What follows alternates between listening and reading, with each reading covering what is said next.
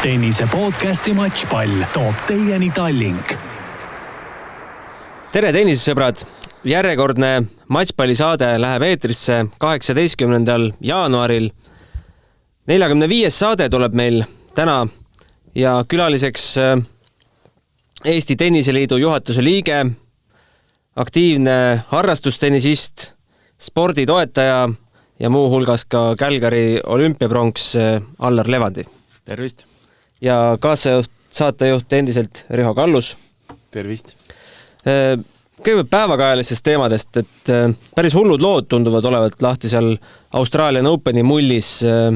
Australian Openini on küll tükk maad minna ja tennist ei mängita, aga tennis on kogu aeg maailma meedias pildis ja on pildis, nagu ikka, praegu kõige kuumem teema on koroonaviirus ja viimastel andmetel siis 72 inimest peavad istuma natuke rangemas karantiinis kui teised. 14 päeva hotellitoas, ma isiklikult ei tea, mis see 14 päeva hotellitoas, kuidas seda veeta on, aga ma kujutan ette, et vaata ka Melbourne'i linnale ja telekas Netflix, Amazonid, asjad jooksevad, et väga halb ei saa olla, ainult et see konks, et treenida ei saa.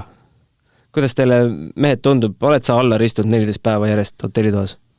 Ei ole, aga ma olen olnud spordilaagris üks kohas nagu Kiisel Permi oblastis. Rong sõitis lõpuni ja rohkem edasi ei sõitnud. Et ma arvan, et hullemaks vist ei saagi minna. Riho, see, mis Austraalias toimub, me eetrivälist natuke rääkisime, et ega see päris mõistusepärane ei ole vist. No jah, kuidas võtta tegelikult, kui me vaatame, missugune see elu praegu on, siis ei saa ju nuriseda, kui üldse kuskil saab võistelda ja võistlustele minna, et ma arvan, et kui vaadata, mida korraldad, kõik selle jaoks teevad, et see asi üldse toimuda saaks, siis on see kahtlemata nagu ju suur vastutulek kõikidele nendele mängijatele. Aga mis mind natuke nagu üllatab ja imestama paneb, on see, et miks nad ei saa trenni teha, et see selleks, et nad on isoleeritud oma ette, nad võiks ju trenni ikka teha kuskil väljaku peal, et ma ei näe nagu selles erilist probleemi, et see ongi ainuke küsimus, kellelgi ei olegi selle hotellis olemise vastu midagi, inimesed ju arvestasid sellega, et kui nad sinna läksid, et tuleb olla hotellis, et see võib-olla natuke nüüd küll tõesti loob ebavõrdsed tingimused, kui need mängijad lähevad eelturniirile enne Austraalia Openit praktiliselt treenimata lähevad turniirile, et see on mängija jaoks päris raske. Jah. No ma saan aru, et see, mis tuska tekitab, on see, et teised saavad ju 5 tundi päevas käia õues treenimas ja õues söömas, aga lihtsalt ebavõrdsed tingimused on siin enne tähtsaid turniire. Osad saavad, osad ei saa. No jah, see kundub kummaline ja ma võin üksinda ka õues käia kuskil nurga taga, et ma ei pruugi ju kedagi... No nagu äge lahendus on see, nagu kõige kuulsam Eesti tennise korüfee Hannes Rašinski ütles, et sein on sinu kõige parem sõber. Need seinad on nüüd kõik hotelli seinad ja toaseinad on kõik kasutuses. Ootan meile esimene aken. Jaa, no neid videosid on juba päris mitmeid lekitatud, kuidas on hotelli akende peale tõmmatud teibid, võrgulindid ja kuidas pannakse madratsid vastu seina, et saaks taga kätt lüüa ja igasugust trikke, nii et kõik kasutatakse ära. Aga tuleme kodumaale ka, et tegelikult ka rõõmustavad uudised Eesti spordis, me saame jälle tennist mängida. Olite te hommikul kell 7 juba hallide ukse taga prõmmimas? Mina ei olnud küll, aga mul on üks teine pisik ka, et kui lumi on maas, et siis ma katsun susatamas käia. Ja hokit nägid no see on nagu iga ilmaga, aga kui siuke ilus ilm on, et siis ikkagi väljas nii palju olla, kui saab. Ma arvan, et siin et sellist talve nagu pole ju viimast 3 aastat olnud, et kogu aeg on mingi ikaldus, nagu põllumees Põlin Rikas teab, et temal on halb ilm, siis makstakse ja kui tal on hea ilm, siis talle ikkagi makstakse, siis lähevad hinnad alla jälle. aga nagu talveärimeestel nagu väga niisugust luksust pole, jah. Aga hokisõbralt saab ju küsida, et mulle endale tundub, et praegult on jääväljakuid kas või Tallinnas rohkem kui kunagi varem. Igale kooli hoovile on tehtud Stroomi rannas korvpalliväljakule, you name it. Ja see on tõesti hea, et no võtta jälle külm peab olema, et siis saab nagu see jääd teha, aga nüüd on hakatud tegema. Mustamäel on, Nõmmel on... Mina käisin Kadrioru tenniseväljakutel uisutamas. Jaa. Tenniseväljakute peal saab uisutada. Tondiraba jäähalli kõrval on see mingi kool. Ma pole nii suurt uisuväljakut varem näinud. ja seal on jah, sihuke juba saab ringiratast lasta ja noh, ütleme, et jää on sihuke sama asi nagu tennises on see tennisega, hea on see hääl iseenesest, see põmm, mis käib vastu seda. Et mina hakkasin näiteks selle pärast üleüldse mängima seda tennist. Mulle meeldis 9-kordse maja, seal oli üks oli šaht, kust prügi alla visati ja teine oli siis ilma seinaga ja siis ma käisin tagumas selle vastu seina. Sa olid ikka väike laps siis alles või? Ikka. Noor ikka, jah? Ja, siis tennis on tore, aga nüüd uisuga on ju sama asi, et seal uisutamises on see uisu, see hääl see on nagu müstika. Mingid asjad on nagu ilusa häälega, ilusad spordialad, et see hääl iseenesest mõjub ka väga hästi. Jah. Allar, ma leidsin Facebookist, sa käisid Nõmme Kalju jalgpalluritele suusatamist õpetamas. Kas suusaradadel on praegu tennisiste ka näha? Priit Põldajat nägin muuseas. Jah, vana golfar, eks ole. Ei, Priit läks ja suusatas ja ma arvan, et ega siis eestlasele meeldib ju talve, eks ole, et osad ei ole veel ära unustanud, et ei ole talve, aga ja siis täna on sel päeval on näha, kuidas kõik ärkavad, et suuski enam pole ja saapaid on väikseks jäänud ja nii edasi, et aga ja suusatamine on meie regioonis on suht okei, jah, et jah, rohkem pole suusatajaid näinud. Kas suusatamine võiks olla tennisekoolides talvel kohustuslik programm? Ei see kohustuslikkusega, eks ma saan aru, et igaüks ise valib, on ju, et mis seal on, aga ütleme, ma ei oska nüüd öelda, kas nüüd see suusatamine, aga mingisugune õueala nagu võiks ikkagi olla, et hästi palju me ju lapsed treenivad oma pöidlaid kõige rohkem, on ju. Et mida rohkem me saame nad ikkagi oma mugavustsoonidest välja õues olla ilusa ilmaga, mis iganes. Väga, väga teretulnud. Et ma ei tea nüüd, kas see suusatamine võib olema, võib ju mingid muid asju ka olla, metsakõnd või ma ei tea, mis need on seal. Aga tennisest rääkides, sa ütlesid, et lapsepõlves vastu maja seina, aga kus see pisik siis ikkagi sisse tuli, tennisepisik? Ei eks mul oli üks klassivend, kes näiteks käis trennis, ma käisin 44. keskkoolis, ma ei tea, mis ta praegu on, Mustamäe mingi gümnaasium on, aga tema käis ja siis isal oli üks Vostok oli muidugi kodus, puustsükke, spannidega ilusti ja siis sai taguda, et see mõtlen, see on mõnus, see hääl oli see, muidugi sealt 9-kordse naabrid muidugi tulid mingi aja peale välja, et ei tohi niimoodi, sest nad ei saa suppi süüa parasjagu, et paugutamine käib. Aga eks alati ju otsitakse võimalusi ja erinevatel inimestel sobivad erinevad spordialad, et eks see ongi see nagu see, et mind küll pandi suusahüpetaja suusatamise juurde, ema oli suusataja. Aga tennis on see asi, mis on nagu mingit hingeliselt väga nagu köitnud. Allar on väga hea tennismängija. Absoluutselt. Aga tennisetrenne kui sellist oled sa ka saanud nooruses? Ei, mina olen ei ole jah, et ma olen siuke matkija inimene, et vaata ja tee järgi, et kui mul on mingi treener või keegi teeb treeneriga mul kõrvalplatsil näiteks ja ma mängin, siis ma vaatan lihtsalt ja te usute või mitte, aga see mäng läheb iseenesest paremaks. Et selline õppimisviis on minu arust nagu kõige lihtsam, et hea, kui nendel on, et raskem on nendel muidugi, kes peavad kogu aeg nagu treeneriga tegema ja seda meelde tuletama, aga jah, kõige odavam viis ja ka parem on ikkagi vaatad, kuidas teised teevad ja siis togid seda. Kui tihti sa mängid? Suvel ikka rohkem, aga mul on üks partner, kellega Mark Luts, kellega me käime kogu aeg mängimas. Ülejäänud ei taha. Temaga on hea, ta on noor ja atleetlik ja siis meil on hea nagu joosta temaga. Et minu jaoks tennis on ka see, et ma pean ikkagi oma koormuse kätte saama, et nagu paaris mulle nagu ei veitsi mängida. Minu jaoks ma ei oska nii hästi, et siis ma ainult põhiliselt servid ja siis korjad palle ja et mulle üksik meeldib nagu rohkem. Aga ometi paarismängus oled sa oma isikliku publikurekordi, ma kujutan ette, püsitanud Saku Suurhallis. Ja, seal olid, see esineda meile meeldib. Ja. See oli siis Kaia ja Aneti näidismatš, kus oli päris suured summad vahel. Oli närv ka sees sellise publiku ees? Tead, nojah, võib-olla nendel sportlastel oli isegi rohkem, et ma ei mäleta enam, kes see tütarlaps oli. Üks oli Katriin Saar, ma ei mäleta, kes teisel pool seisis. Äkki Lotta Kaul või? Üks oli veel seal. Ja seal oli mitmeid. Ja siis ma mäletan, et ta ütles, et ole hea, et servi ise, et ma ei saa mul käed värisema. Et tõenäoliselt jah, et võib-olla ma olen juba liiga nagu immuunseks muutunud see tähelepanu koha pealt, et oskan, väga ei olnud, aga ikkagi tunne on, et inimesed vaatavad, kuigi nad olid suht vait, et keegi eriti ei kommenteerinud, aga ikka jah, muidugi. Aga harrastajate liigat sa ei mängi? Ei mängi, jah. Et võistlus sellist tuhinat enam ei ole?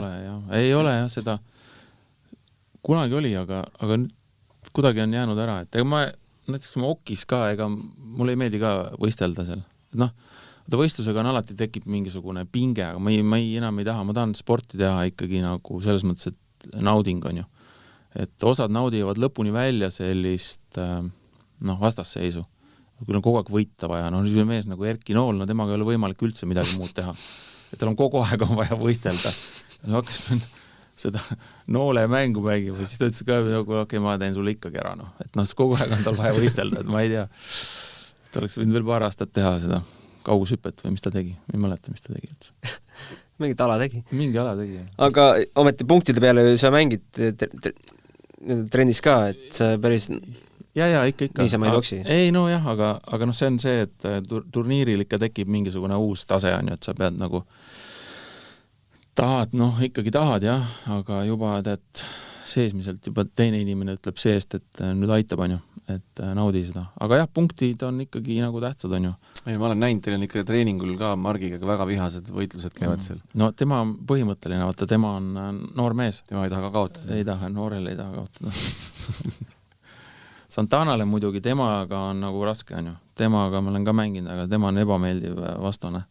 Santana, ütleme kuulajatele, kes ei tea, Toomas Kuum. Toomas Kuum, jah. Tema kommenteerib ka tennist, ma olen kuulnud. Päris hästi. Teab, jah, väga hästi teab. Tema oskab mind nagu ka, ütleme nii, et närvi ajada oma mängustiiliga, et siis jah, nii on. Aga tänaseks päevaks tuntakse siin tenniseringkondades rohkem Tenniseliidu juhatuse liikmena ja suure tennise toetajana. Kuidas sa sinna Tenniseliidu juurde sattusid? Läbi ettevõtte? Jah, PAF on ettevõte, kus ma olen nüüd juhin Eesti osakonda ja siis me oleme tennisega juba pikka aastaid toetanud tennist. Ja see ei ole küll otseselt minu otsus, aga see on üks otsus, millega ma olen alati poolt, et sport on, minul on lihtne nagu sporditoetust otsustada, võib-olla isegi liiga lihtne, et ma pean alati endale võtma kõrvale ühe konservatiivsema inimese, kes nagu ka, sest mul lähen nagu spordi toetamise küsimustes hästi nagu lihtsalt kaasa, et saab, kõike saab. kõike saab. Ja, aga jah, tennis on ja eks sa näed ju ka, et kus nagu, ma ütlen, et teistel aladel ei panustata, aga ikkagi sul peab olema alaliit kui selline, selles peab olema alati tipud, mille peale siis üles ehitada kogu seda meediahuvi ja rahva huvigi ja tennis iseenesest on ju siuke, ütleme niimoodi, et keskmiselt rohkem rahvaala, et kuigi ta on nagu ühe kaupa mängitakse seda või kahe kaupa või 4 kaupa. Aga ta on ikkagi Eestis väga populaarne ja ma ütleks ka seda, et me toetame ka palju teisi spordialasid, et lihtsalt ma pean ennast tagasi hoidma aeg-ajalt, et me nagu liiale ei lähe kuskil. Aga tennis on algusest peale olnud ja siiamaani? Päris aegade algusest ei ole, et aga ikka siin juba, ma arvan, et kui ma nüüd ei eksi, mingi 6-7 aastat või midagi sellist. Ja. Eelkõige läbi turniiride, me teame PAF Open turniirid üle Eesti, Tallinnas, Tartus, Pärnus, kus neid veel on toimunud igal pool.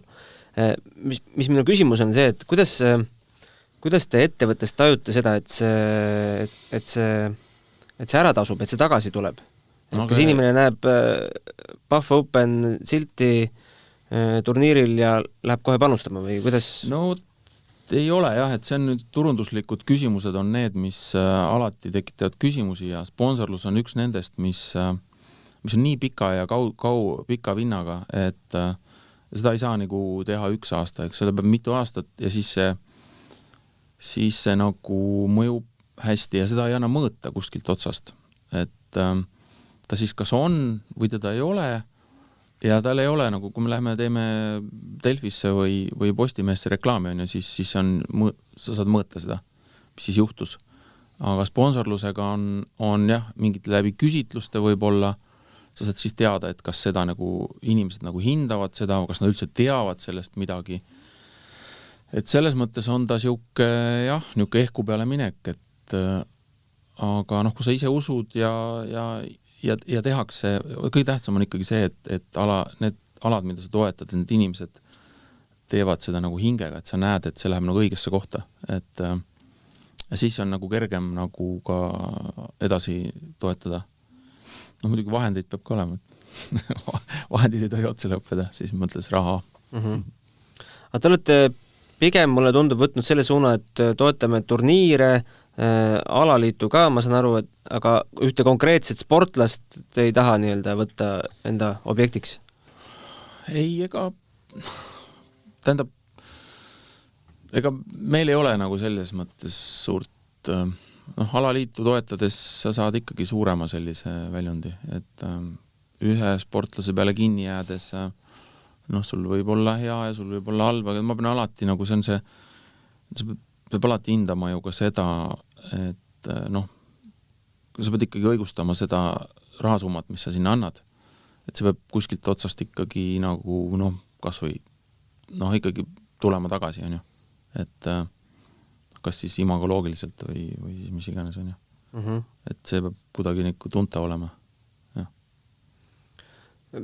Üldse Pahvist ja üldse panustamisest Eestis rääkides, siis kui suure protsendi sellest maailmast moodustab tennis? Tennis on suht tähtis. Jalgpall on muidugi kõige lihtsam mäng maailmas üldse. Ja seda on alati ja kõik teavad jalkavast ja räägitakse ja nii edasi, et jalka on ikkagi eesotsas ja siis kui on turniirid, siis tennis on esi 3 sees kindlasti.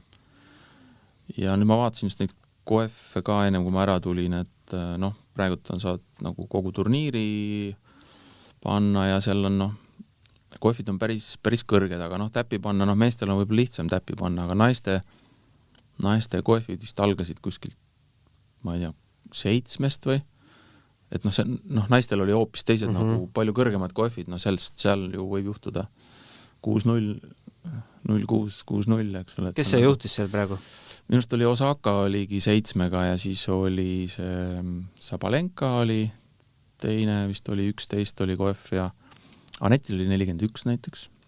Et kui juhtub hästi minema, et siis asub panna. aga ütleme, pigem tennise võlu on ikkagi see live bet. Eks sa vaatad, elad kaasa ja siis tunnetad seda mängu ja siis mis see salata olen kunagi isegi proovinud. Jah, väga tore. Ja üks asi ikkagi, ma tahan veel kord ühte asja et see ei tohi, mis on meie nagu Pahvis üks siuke sisemine moto, et me nagu ei taha, et inimesed teeks seda nagu, me ei saa sinna kätte ette panna, et raha teenimise eesmärkidel. Nagu ka see, et ikkagi ta peab olema sul meelelahutuslik, et ta mängib, paned, vaatad sul endale hea või siis halb. Aga mis see meede on, millega te selle ära hoiate, et inimene ei hakkaks oma võlgu kinni maksma sporditeenustusega? See on hästi pikk jutt, seal on hästi palju mõõdikuid ja reageeritakse ja siis on tingimustes mängija lepingus on, kus sa mängid, seal on hästi palju ükseid punkte, mis nagu ei luba sul üle teha. Ja siis on meil sisemised veel meetmed, et kui tõesti sellised nagu, et MaxBet pannakse ülevalt kuskilt otsast kinni, et sa ei saa üle minna. Siis on need, kui inimene on näha, et ta hakkab makspettidega juba kuskile poole minema, lihtsalt siis on näha, et ta juba taob tuima seal, et kuskil on midagi viga. Ja siis eks me nagu viisakalt reageerime nendele. Et ja ma ütlen, et veel kord hasartmäng ei ole enam see, mis oli siin 10-15 aastat tagasi, kus inimesed mängisid endale suuri summasid maha. Et jah, kõikide tegelikult operaatorite huvi on ikkagi selles, et inimene võtaks seda kui meelelahutust. Ja mis seal salata, meie jaoks on ikkagi pikaajaline nagu klient on nagu parem kui ikkagi lühiajaline. Et mis ma selle korteriga peale hakkan pärast, nii naljaga pooleks. Aasta 2020 oli kogu maailmale keeruline. Spordist rääkides, siis alguses pandi sport päris lukku, siis tasapisi hakkas jälle nagu tilkuma, et kui keeruline see panustamismaailmal oli? No eks ta mõjus kohe ikka kukkus päris kõvasti see. Number 1 oli siis nagu e-sport oli bettingus, läks number 9 ja siis oli Valgevene jalgpall ja oli jah, seal oli Valgevene asjad olid hästi populaarsed, et lauatennis, kohalik liiga ja kogu maailm sai panustada. Ja nii oli, jah. Ja seal Indoneesias ja seal Singapuris ka midagi toimus, et jah, seal jah, et jah, eks ta see ennustamismaailm on sõltuv kogu maailmast ka, et jah, ja kahju jah, et see nagu seis selline praegu on.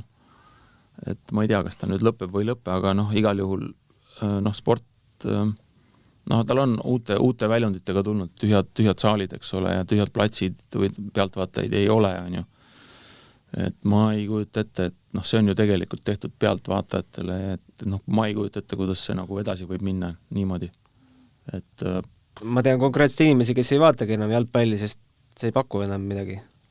Jah, et nii on, jah. Aga lootus jääb, eks ole.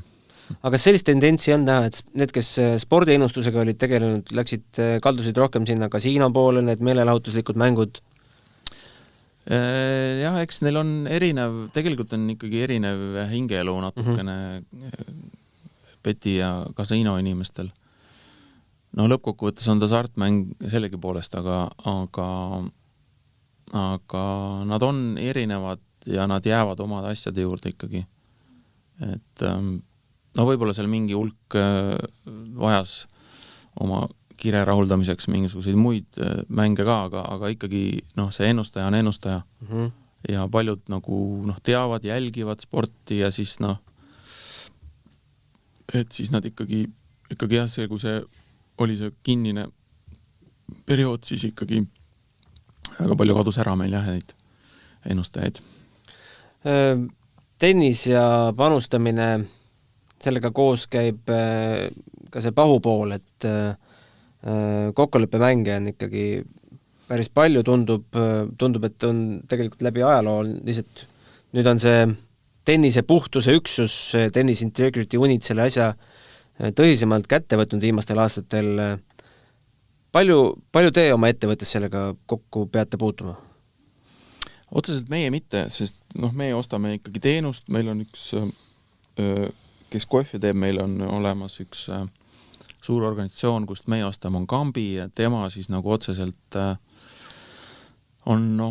jälgib seda, et siis on erineva raskusastme või siis nagu ohuastmega turniire, siis on, mis seal salata, on teatud inimesed, kedaga jälgitakse, mitte meie otseselt, aga kellel on kalduvusi, kes on siis näinud, kes on vahele jäänud mingite elementidega ja siin on erinevaid variante, tekib kogu aeg, oli siin see ülekannete 5-sekundilised heited olid mingil hetkel, et siis seda kasutati ära ja siis seda enam ei ole?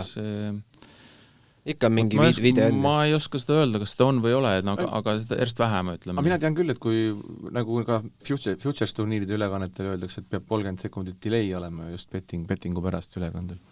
Et seda nõuab ITF, et jah, et siis nad jõuavad juba, see on nüüd pikem delay, et siis saab juba vaadata. Sa saad, sest vanasti oli ainult, oli nagu praktiliselt otse ülekanne ja sa jõudsid selle ära teha ja sa ei jõudnud enam kontrollida seda. Kuigi jah, kui sa oled liiga palju, tavaliselt on ikkagi see, et mis nagu juhtub, on see, et üks väga lihtne reegel, mis alati juhtub, on see, et ahnus alati toob su lõpuks välja, et varem või hiljem sa jääd sellega siis kas vahele või siis, kui sa hakkad tõsisemalt tegelema, on see ja ahnus, palju on spordis seda ka ennemgi nähtud siin suusatamises näiteks. Riho, sa oled turniiri korraldaja, kas pealtvaataja, kes istub telefon käes ja toksib seal live-bette, kas see jääb silma, kas sellega peaks midagi tegelema? Mul tuleb sellega seoses meelde kohe üks juhus, et see oligi eelmine aasta või ülemine aasta Pärnus Merko Estonian Open. Kaks kodanikku istusid laptopidega ilusti aia taga ja tegid panuseid ja siis me võtsime ühendust Tennis Integrity Unioniga ja ka ITF-iga ja öeldi, et kui nad territooriumil sees ei ole, siis ei olegi midagi teha, las istuvad edasi. Tegime pildi, saatsime küll ITF-i lihtsalt pildi nendest inimestest, aga kuskilt tulidki, istusid arvutitega. Seal on ka see, et kui see kadu on, ütleme niimoodi, et sul on maksbett on nii madal, on ju, et siis nagu, et see on viidud, need meiepoolsed riskid on ikkagi, kõik on teada enam-vähem ja siis, et ma ütlen, et Eestis ei ole kuigi palju ikkagi neid juhtumeid, et pigem ma olen kuulnud, on seal ikkagi kaugemal Macaud ja siis Indo-Hiinad ja seal kandis. No väga palju nende juhtumitega ongi seotud madalama tasemega turniiridega mängijad, kellel ei ole turniirilt väga midagi võita, ei punkte ega raha, aga kellele pakutakse võib-olla mingeid paremaid summasid, et selliseid mängijaid jälgitakse vähem, nad ei ole nii pildis ja nendel on lihtsam neid... Ja siin on kaks asja, tuleb ära nagu alati klaarida, on see, et üks on nagu see meiepoolne,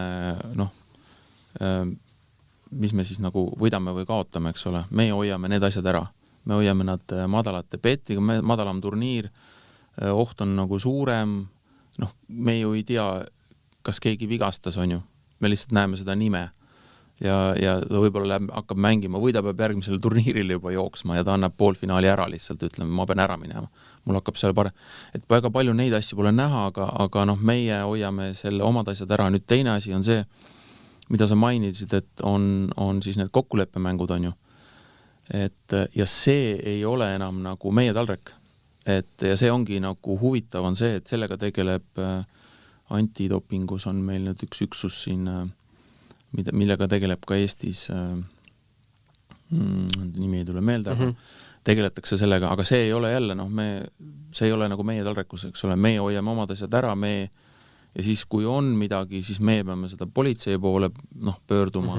Ühesõnaga see meil üldjuhul ei ole siin midagi kaasa rääkida. Et pigem siis on nagu turniiri korraldajad pluss siis nagu see, jah. Ma pakun ühe lahenduse. Miks me ei lõpeta ära ITF-i turniiridele panustamise? Miks seda on vaja? Nagu palju asju maailmas on vaja. ma ei tea. ATP turniire, VTA turniire on ka piisavalt palju, et ärme pane sinna väikestele turniiridele üldse mingi pettimisvõimalus. See on ilmselt laiem poliitiline otsus, et... see on natuke küsimus sellest vallast, et miks võiks narkootikumid legaalsed olla. Et kui see betting ei ole ametlik, siis ta on mitteametlik, põrandal käib see betting edasi. See on vist üks vastus sellele küsimusele. Üks vastus kindlasti, jah, aga ta on, terve elu on ju, ta on olnud betting ja pigem on jah, et see viia need riskid nagu erinevate gruppide riskid siis nagu suhteliselt madalale. Ja ma ütlen, et see hasartmängu operaatorid on ennast suhteliselt hästi kindlustanud erinevate selliste anomaaliate vastu. Ja. Aga lõpetame selle panustamisteema. Eesti Tenniseliit viimastel aastatel on väga palju surunud, et seda, et peab koolitama lapsevanemaid, on igasuguseid raamatuid, tennise lapsevanem, kuidas olla õige, vale tennise lapsevanem. Kuidas olla vale tennise lapsevanem? Me saame nüüd otse allikas küsida, sa oled ka olnud tennise lapsevanem päris pikka aega. Armand on nüüd, oli väga andekas noormängija, nüüd on edukas treener, juhendab siin Eesti noortekoondisi ja erinevad mängijaid ka. Kuidas sa võtad kogu selle kogemuse kokku, soovitad panna lapsi tennisetrenni? Ei, absoluutselt. Muidugi, et kuidas ma ütlen, et no igasugune sport on emotsionaalne. Ma nüüd puudutan seda lapsevanema huvitatust, tema harimist, et noh, et see on ainuke tee, et kuidas lapsevanemaid harida, et kuhu maani ta sekkub. Siis on järgmine tase on see, et erinevad inimesed on emotsionaalselt erinevad. Osad räägivad rohkem välja, introverdid ütlevad, et noh, vaatame, mis see treener teeb, on ju. Ja siis tihtilugu treener peab ka nagu rääkima, et mida ta teeb ja miks ta teeb. Et siis tekib see nagu see usalduse kolmnurk, eks ole, lapsevanem, sportlane ja treener. Et see usaldus kolmnurk on minu arust kõige võti. Et treener peab ka seletama lahti, miks ta teatud asju teeb ja ta ei pea nagu lapsevanematega nagu alalõpmata mingisuguses vestluses olema, aga lapsevanem peab ka nägema, et mis see suund on, muidugi oma asi on seal siis see, et kuidas keegi areneb. See on ju ka veel, see on niimoodi, et üks areneb kiiremini, teine aeglasemalt, keegi ei avane üldse, keegi avaneb kuskile maani ja siis jääb seisma, neid variante on must tuhat ja ei ole olemas ühtegi. Üks Soome treener on kunagi öelnud, see ei olnud küll tennisetreener, aga ütles soome keeles, et pitäisi teha suurim piirtein oikea työtä. Et enam-vähem tuleb õiges suunas minna. Et siis sa nimetad õieti ära selle, et mis see nagu, see suund on, aga nagu ei ole nagu valemit, et nad tehes nii, sust tuleb see või siis tehes naasad, et siuke pikk lugu. Ja. Aga kui Armandist rääkides, siis jumal tänatud, et ta tennise juurde jäi, et ta praegu ikkagi panustab Eesti tennisesse edasi, aga ta on 28-aastane. Mis see teie suund oli? Ilmselgelt ta tahtis ju tippmängijaks saada, nagu kõik noored tennisistid. No ja enne kõike tahtsime ka meie. Ei, ikka tahad ju. Ega siis kõik, ma arvan, et kõik, praegu tuuakse ka lapsi, et ei ole hullu, et las ta mängib, on ju, aga sport on emotsionaalne. Sport on võit ja kaotus, eriti tennises, et sa pead lapsele ikkagi, kogu aeg seletama, et keegi ju võidab alati. Ja kuidas sa seletad lapsele? Siis on neid nutvaid lapsi on kõik kohad täis tegelikult, on ju. Mitte ainult lapsed ei nuta. Ja lapse vanemad ja igasuguseid jalkas, igal pool. Aga tennises eriti, see on eriti valus. Ja mida meil pehmemaks läheb ühiskond, seda rohkem on sellist hingelist traumat, et seda mõnes mõttes on see tennis selekteerib ikkagi need, kes lähevad tippu mängima, need tugevad isikud, kes nagu suudavad kaotada, või suudavad ka võita ja lõppkokkuvõttes need lähevad siis ikkagi kaugemale, kes suudab, kuidas ma ütlen, on tuimem natukene või ei ole nii tundlik sellele kaotusele või mis iganes, kui treenergi käsib midagi, et kaasal enam, sa ei või enam kärkidagi inimesega, ütleme siis kõvema häälega ütles, et tee sporti või tee nagu tõsisemalt, et see ühiskond on muutunud natukene selliseks väga nagu pehmevõitu selleks on ju. Kõigil on ju mustmiljon õigust ja ma enam ei kujuta ette, et jah, ei ole see tennisisti lapsevanema elu lihtne, mul tuli üks näide meelde, et üks selline tennisemängija Šveitsist nagu Roger Federer, tal vanem tüdruk käib ka tennisetrennis ja kodus tegi trenni siis ja isa läks siis natuke rääkima sinna, et vaata, et siit saad natuke teha nii ka ja siis selle peale laps no, but my coach said, mu treener ütles tegelikult isa, et asjad käivad niimoodi, isa läks ära, ütles, et mis, hea küll. Kui treener ütles, siis ma ei hakka torkima. Kuigi isa ka natuke jagab tennistega. Nii nende tennise laste vanematega. Mul on olnud selliseid situatsioone USA tanisega ka, et parem olen vaid. Aga mis sinu hinnang on, kas Eestis, ainult Eestis treenides on võimalik tänapäeval tippmängijaks tõusta või toetad sa pigem seda suunda, kus meil väga palju mängijaid on üle maailma akadeemiates juba laiali? Ütleme niimoodi, et teoreetiliselt on võimalik, aga praktiliselt ei ole. Mis see takistus on? Takistus on konkurentsi puudumine, nagu me kõik teame. Sellest, jälle, teoretiseerime seda, et sportlane on motiveeritud, ta saab siin, tal on treener hea, kes ja ta teeb iga treeningu teeb 100%. Ja siis läheb turniiridel, siis teoreetiliselt on võimalik ka Eestis teha. Et plats on plats, reket on reket, käed ja jalad ja pea on kõik ühesugused inimesed. Aga inimene on ikkagi see, et kui ta natukene siin, näiteks Eestis on andekam, parem, ta võidab, ja nüüd tekib see, et ta kogu aeg võidab ja siis tekib see sisemine laiskus, nagu looduses on, et kui lõvil on kõht täis, siis ta magab, Ja sama asi on siin, et see koheselt tuleb alla selline sisemine sund. Ja nüüd, kui treener või lapsevanem hakkab sundima, siis ta ütleb, milleks? Ta ei saagi aru sellest, et tal on vaja, et selles mõttes ma ütlen, et ikkagi on parem, kui see sundus on loomulikku teed pidi, ehk siis läbi konkurentsi. Ja siis konkurentsid, meil ei ole nii suuri nagu tugevaid, ma pean tipu mängimist akadeemiaid, eks ole, kus sa iga päev saad, piltlikult öeldes maailma mingite tippudega mängida, on ju. Et see nagu viib iseenesest loomulikult nagu viib edasi. Aga ja ma ütlen ka, et pigem ikkagi siit saada baas ja Eestis on võimalik seda head baasi ja tehnilist baasi ja siis ikkagi hüppelauana kuidagi edasi minna. Sest sa jääd ikkagi Eesti sportlaseks edasi. Ma toon vastuväite. Ma lugesin Kaia Kanepi raamatu Kaanes Kaaneli 2 korda läbi, ma ei leidnud, et ta oleks seal kuskil akadeemias käinud. Ja on erandeid kindlasti. Kaia Kanep on selles mõttes, tüdrukud on nagu halb näide selle koha pealt, et Eestis on tüdrukutel päris palju võimalusi erinevaid sparringupartnerid leida. Aga kui me vaatame poisse, siis jah, nagu Allar ütles ka, et kui vaadata, näiteks võtta Ivanovi ja Tsopi aegsed mängijad, et nad on ikkagi tekkinud just tänu sellele, et selles vanusegrupis on väga tugev konkurents olnud sel hetkel. Ja. Et on palju mängijaid, kes on viinud üksteist edasi. Aga jah, kui see üks mängija nüüd kõrgemale jõuab, siis meestetenises on ikka väga-väga keeruline Eestis olles selles, sul ei ole seda keskkonda. Jah. Ma ütlen, et erandeid on igal pool alati ja ei ole kindlat sellist valemit, et nüüd on nii või nüüd on naa, on ju. Aga selline nagu tendents on ikkagi see, et inimene on loomult laisk, inimene on loomariigi üks osa, ta liigutab ainult siis, kui ta läheb kõht tühjaks, ehk siis ta hakkab kaotama nagu meil. Siis ta hakkab midagi mõtlema välja.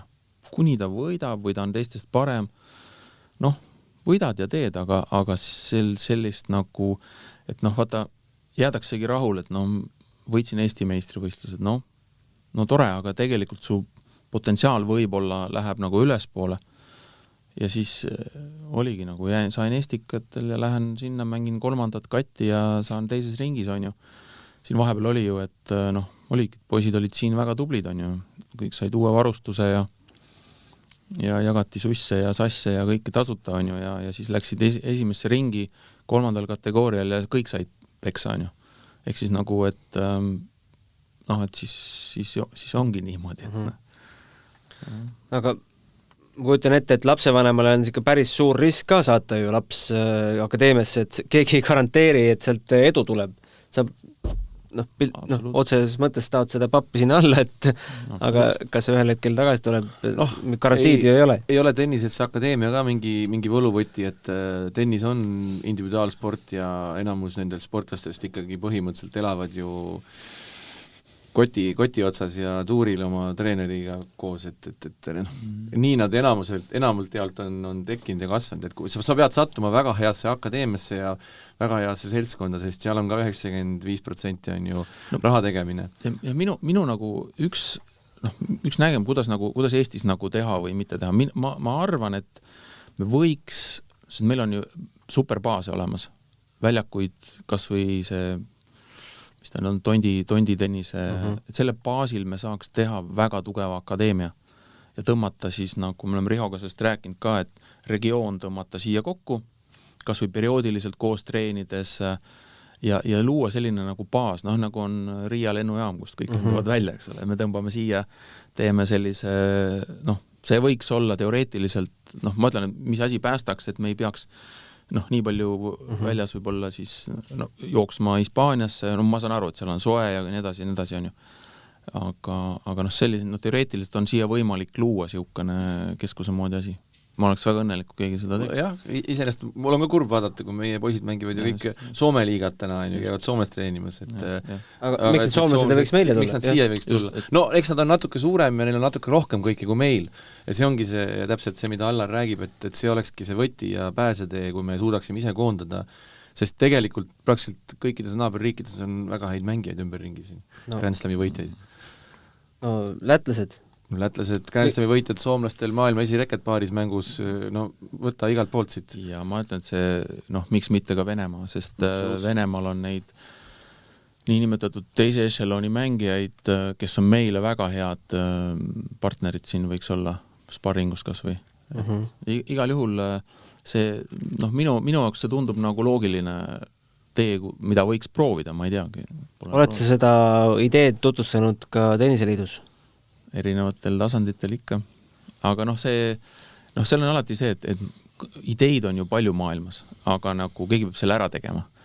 Ja sellepärast ma hästi vähe nüüd ka, et kui ei ole näiteks, ma olen ise treener olnud, ma olen ise sporti teinud, aga ma ei tahaks targutada teemadel, kuidas keegi peab treenima või kuidas, saad aru, kui sa oled, siis kui sa teed, on ju, või sa ei tee, on ju. Et kas sa oled nagu treener ja sa võtad selle tee ette, et kui sa nagu tahad targutada, siis ei vii mitte kuskile, sa jääb ainult inimesed nagu närvi omavahel ja tülli ja kui sa tahad teha, siis võta treener ja hakka tegema, võta see korv ja hakka tegema, näita, mida sa oskad.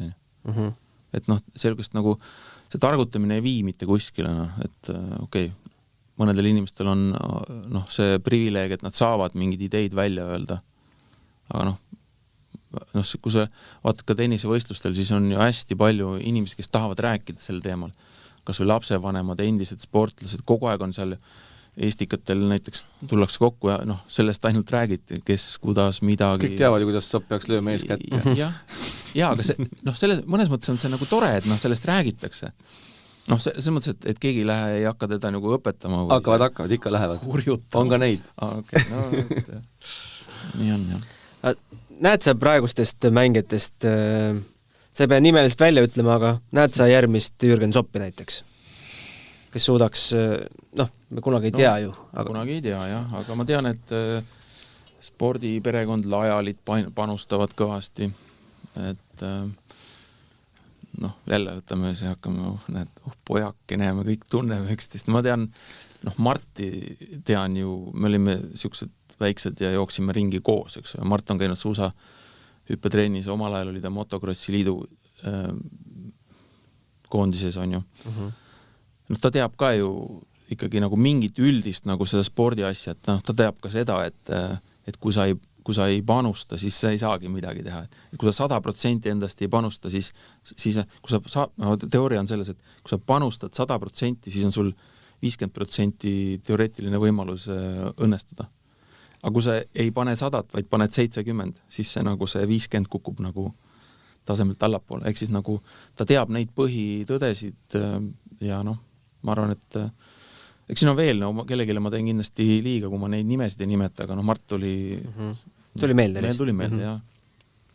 Kas meil naiste tennis on natukene soositumas olukorras kui meeste tennis? Eks see käib üles alla, suusatamises oli ka kunagi kahevõistlus, lükati Kalevi alla, tehti suusatamist ja siis nüüd on suusatamine. Aga see ei peaks nii tegelikult olema, et ega ütleme niimoodi, et meestel on see koht, et tõestage siis, sport on ju lihtne, ma olen kõvem kui teine, see ei ole kunst, mis on vaataja silmades, see on 1, 2, 3, võit ja kaotus, see on ülilihtne tegelikult. Et kui sa tahad võita, siis võida, on ju.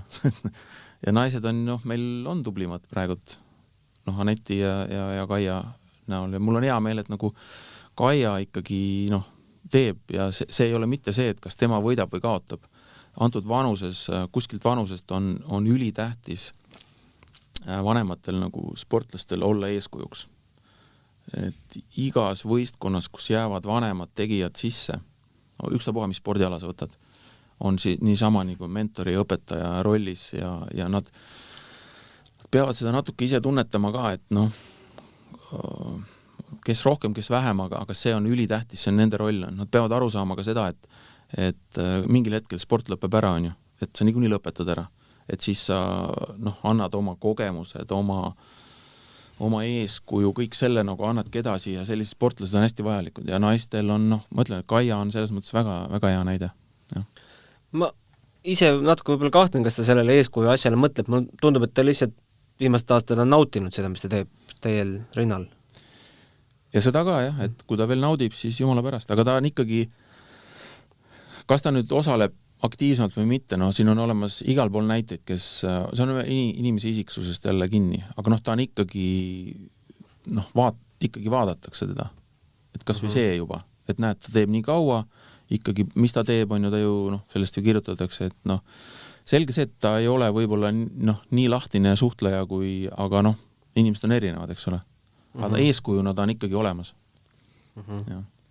No suvel me kõik loodame, et Anett ja Kaia mängivad olümpiamängudel. Kui sa, Allar, seda tänast olukorda maailmas vaatad, julged sa ennustada, et sa paned juuli lõpus, augusti alguses teleka käima ja sa näed sealt olümpiatennist või üldse olümpiat? Ma mõtlen, see koroona jura lõpeb mingil hetkel niikuinii ära, et see lihtsalt ei saa väga kaua kesta. Ma arvan, et ikka on, jah, et see on ju öeldi ka, et olümpiamängud toimuvad igal juhul, et sa ei saa enam teist korda edasi lükata seda.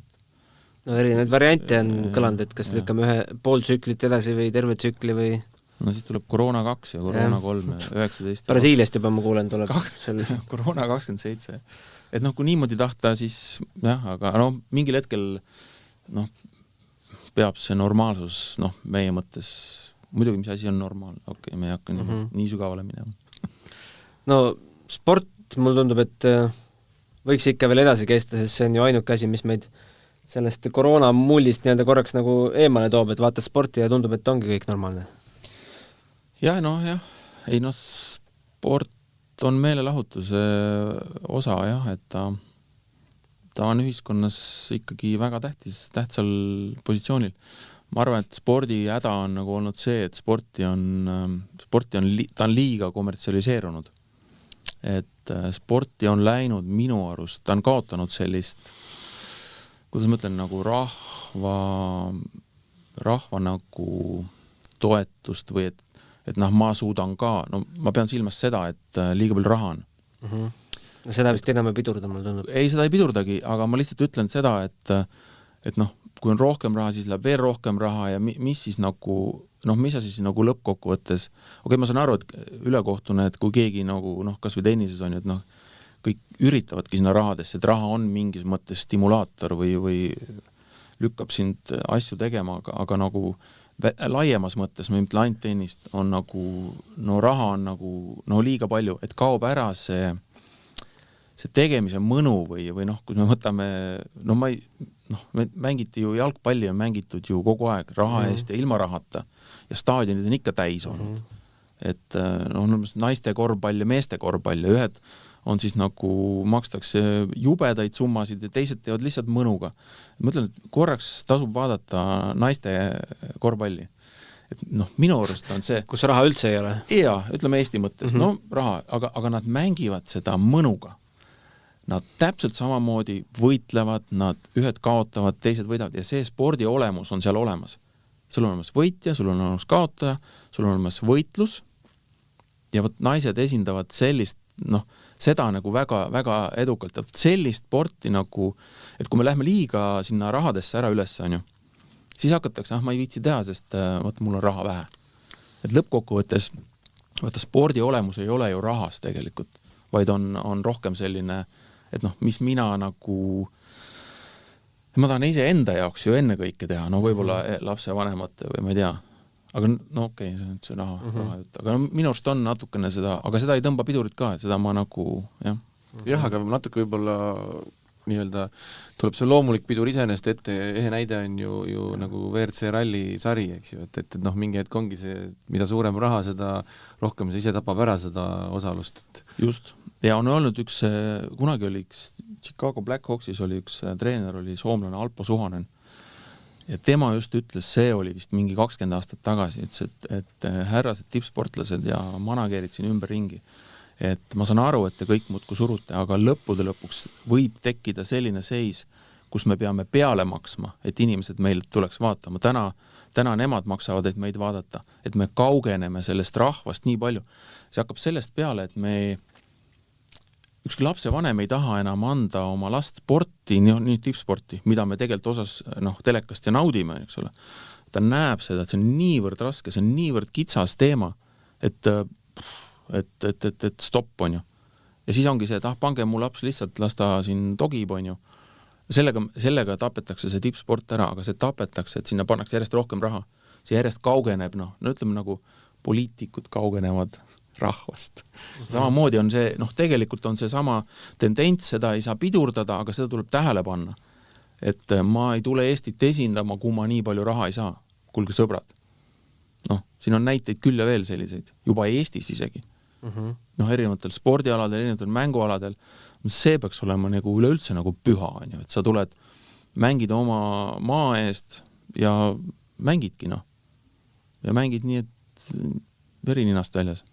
No, ma kujutan ette, paljudel sportlastel on see mentaliteet, et karjäär ju kestab mingi aeg, mõnel 20 aastat, mõnel 30 aastat, et eesmärk on selle ajaga endale ka tulevik ära kindlustada. Nojah, muidugi.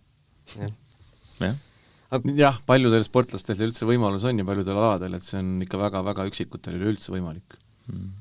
Et enamus isegi ju nii-öelda olümpiasportlaseid ka ju väga keeruline, isegi kui maailma tipus oled. Et see ei saa olla eesmärk oma ette. Lõpuks oled ikka, tere, siin ma olen, et no just. Ja.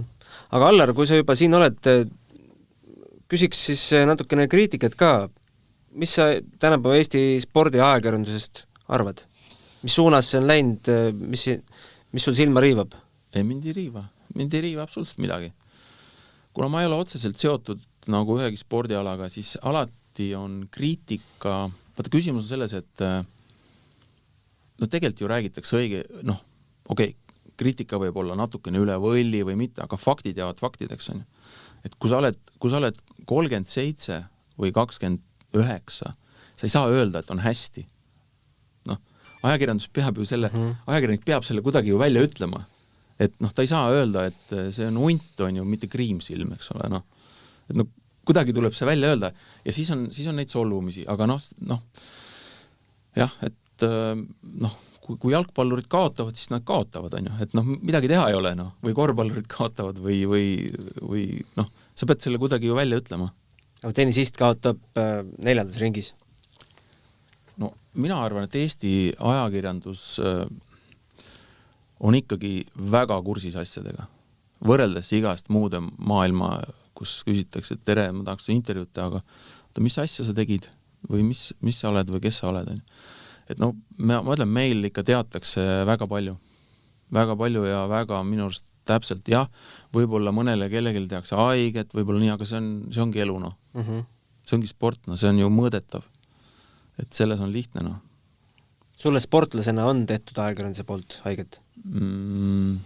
Mina olen niisugune... Siis oli spordileht ja... jah, see oli teised alad. Mina olin niisugune plasteliin-tüüpi inimene, et Toomas Uba oli minu kaitsingel.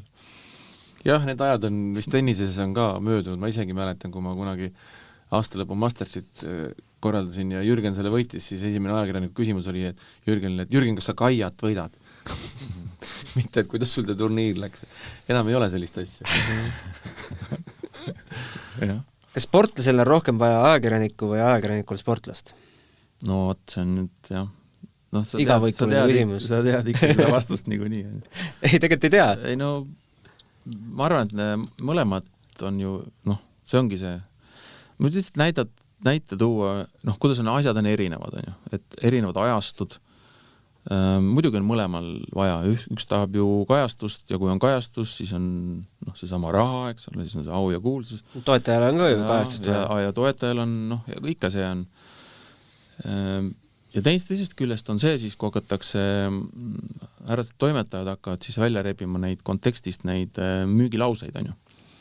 Ja kui sa nagu sportlasena ikkagi ütled mingisuguse asja, nagu Kaido Kaaberma ütles oma 4. koha kohta, eks ole. No see on ju klassika. jah, et siis ikka sa ütled välja, aga ja siis see nagu lihtsalt pannakse põmm, seda nagu müüakse, on ju, siis on nagu see teine äärmus, on ju. Ja nüüd on ka see, et nüüd mina ei mäleta, et meie oleks nagu spordiajakirjanike rääkides ennast kontrollinud või et ma ei ütle seda, sellepärast ma ei tea, mis ta siis sinna kirjutab või mis see pealkiri tuleb või praegult juba mõeldakse seda. Jaa, kõvasti mõeldakse. Ja enam ei julgetagi, ja see ongi, ühest küljest see ajakirjanik ka kaotab seda informatsiooni, teisest küljest müüakse seda klikki, on ju, nüüd sa pead mängima siin vahel, on ju. Ja ma ütlen jälle, et õnneks Eestis on hästi palju ajakirjandust sellist, kes ikkagi nimetame, et tsenseerib seda, et kõike ei visata ikkagi nagu sind tulle, sest kui niimoodi tehakse, järgmine kord on Novosjolovil oli kohe suu lukus, ja ta ei ütlegi, ja siis ei saa üks, ei saa teine, et selles mõttes peab seda mängu ikkagi nagu koos mängima, eks ole, et seda, jah. Aga toetajana sa pead, kui sa toetaks ühte konkreetset sportlast, pead sa meediakajastust selleks väga oluliseks osaks? Et oleks meedias ka nähtav, et sa pigem mitte, ma arvan, et pigem mitte, et ma arvan, et kui näiteks Anetti paljud toetavad, et seda tehakse puhtast metseenlusest, lihtsalt antakse võimalus Anetil areneda, mängida ja see ongi see hea tunne. Kui tal läheb hästi, siis mul ei ole 100 aastat vaja seda kuskile logo või midagi, see on nagu, selles mõttes uus tase on ju. Et seal on niimoodi jah, aga okei, ma ei oska rohkem midagi. Treeneritööd sa enam ei tee üldse? Ei tee, jah. Miks? Ta sai läbi, see aeg. Meil on peres nagu oleks olnud 2 treenerit, siis oleks nagu liiga palju võitu olnud neid treenereid ja ma sain oma isu täis. Ma olin Norras 4 aastat ja siis ma olin Eesti koondisega 4 aastat ja siis mul sai nagu villand sellest, et mingi etapp sai läbi, jah. Aga noortega teeks küll nüüd, kui mingil hetkel on ikkagi, et tekib nagu niisugust nagu aega mingis vanuses, just noortega tahaks nagu tegeleda küll, et nendega on tore, neil silmad säravad kogu aeg, et jah. No sul on nüüd ju kodus seal üks väike noor ka, et sa oled ju vanaisa nüüd, et on teil juba otsustatud kas iluuisutaja, tennisist või tuleb kahevõistleja? Kahevõistleja, kus naised ju teevad kahe. Teevad, suusõpet teevad ka, jah? Jaa, teevad, jah, aga jah. Ei. Ma nüüd ju vanaisa. Hästi, aitäh, Rivo. Tuli ära. Võtame selle jutu nüüd kuidagi siin kokku, mida sina, Allar, ootad tenniseaastast 2021? Pikalt sa üldse elad, selles mõttes, et päev korraga, nädal korraga, kuu korraga vaatad juba Wimbledoni suunas? No vot, meil on nagu see tööalaselt, me ju vaatame ja plaanime ja meil on igasugused kampaaniaid ja siis me vaatame, kuidas teha Delfi TV-ga koostööd või mitte, eks ole, et kas Anett mängib või kuhu ta võib jõuda ja nii edasi. Et see on üks tase, teine ase on see, mis ma ütlen, et ma ei kritiseeri ega võta sõna ei ühegi sportlase plussid ja miinus, see on see sama jutt, mis ma ütlesin, kui ma ei osale selles, siis ma parem hoian ennast nagu vait, on ju. Aga mida ma nagu Anna ütles ühes ka tal siin sai ühe Kristjani, Eesti parim treener, siis tema põhimõte, ma ütleks küll välja, et nagu trennis ei pea lihtsalt käima. Et kui sa tuled ja sa oled nagu ikkagi öelnud, et sa tahad paremaks saada, siis tuleb teha 100%, et kui sa oled seal trennis, siis jumala pärast nagu panusta. Et ma olen näiteks korvpalli mängult ära läinud 2 korda. Oli kunagi ammu mängis Kalev, oli vist Gramo või oli või olnud Kalev Gramo. Lihtsalt sellepärast, et ei pingutata. Lihtsalt nagu, mida sa vaatad, kui ei pingutata. Ja ma tahan öelda, et ma ikkagi ootaks ka, et kui sa nagu treeningutel ja võistlustel ikkagi panustad. Ja siis on hea tunne, et okei, võidud, kaotused, see tuleb pärast.